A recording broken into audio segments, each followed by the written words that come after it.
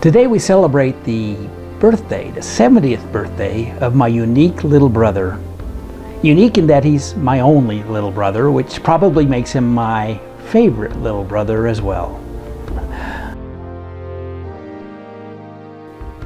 And while he's my unique little brother, this celebrating a 70th birthday idea stole last year. I had that idea a year and a half earlier, so it's no big deal. Now, instead of eulogizing Kevin, I want to get two big gripes off my chest once and for all. Look here and tell me what you don't see. You don't see Kevin. Instead, you see a 1-year-old me and our two older brothers, David and Randy, all perfectly happy together and, may I say, also well dressed. I was the baby of the family and loving it. David, as the oldest, was obviously the first baby of the family for 3 years, and Randy for 3 years. But I was only allowed 1 year plus 166 days as the youngest. Why? Because Kevin was born and spoiled my reign. Our mom and dad waited 3 years for me, but evidently hoped I would be their first girl. When I turned out to be a boy, they couldn't wait to try again, so Kevin was born 531 days later. Obviously, he wasn't a girl either. So they were so disappointed that they waited almost 6 years before trying again and finally getting their girl, Stacy. For 6 years, Kevin was the baby of the family. If Kevin had been a girl, I'm sure our parents would have seen the family as complete, but now they needed one more. And so Kevin not only prematurely ended my reign as the youngest, but he kept it for 6 years and also set up things so that when our sister Stacy was born, I became the middle child. And you all know what it means to be the middle child. That's the toughest role of all. That explains a lot. Here's the very first video record known to exist of Kevin, somewhere between 3 and 4 years old. He is 70 now, so instead of video, maybe we should call it a moving picture. You can definitely see by his height, I'm his big brother. But look what happens. More and more we begin to look the same age. Here he's almost as tall as me, his big brother.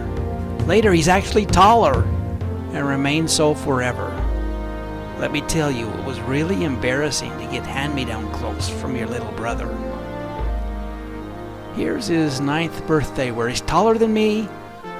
I'm no longer the baby of the family, and I'm firmly entrenched as the middle child. Do you feel for me yet?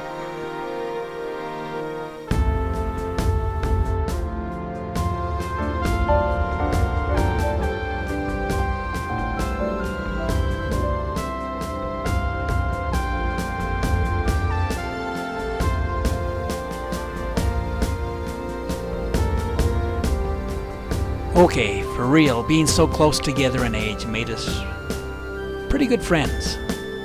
I remember when he was in 3rd grade, he came to me during recess and told me they were putting him in speech class. He couldn't say his ahs very well, you know. Well, maybe you don't know, since the whole movies we've seen so far had no audio back then. Anyway, I looked up into his sad eyes and said, "It'll be all right," and smiled, because I could say my R's.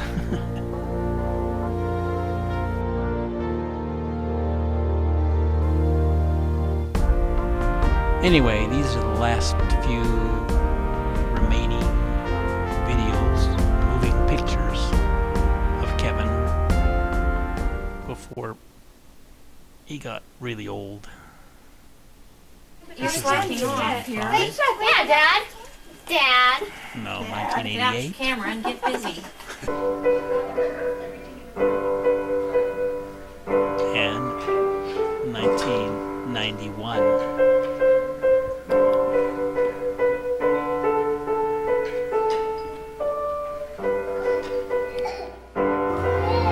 In the 70s, I went on a mission. Afterwards, he went in the army, both of us to Germany.